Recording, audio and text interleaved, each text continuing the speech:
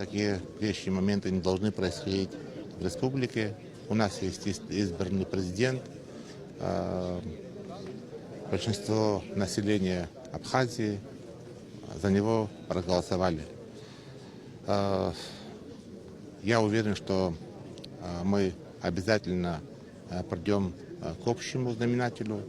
Наши ребята, которые находятся в попытку приняли перевороту, я считаю, что это нехорошо, это плохо, последствия могут быть плохие, мы можем доиграться. Сегодня вопрос опять стоит, быть или не быть Абхазией. Я уверен, это могут воспользоваться и другие люди, наши враги.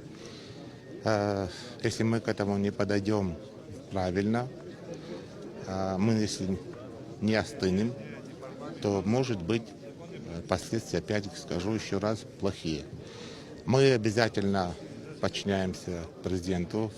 Мы работаем в штатном режиме. Сегодня, правда, выходной, но в понедельник мы будем все на работе. Мы только признаем и будем признавать президента Республики Абхазия, потому что он избранный президент. Осталось немного времени до следующих выборов. У этих ребят есть возможность себя проявить. Надеюсь, люди сделают себе определение, когда начнется гонка выборной кампании. Хотелось бы еще раз попросить наших ребят, друзей, которые вчера организовали такую акцию, прислушаться людям, которые сегодня или завтра будет выходить, общаться.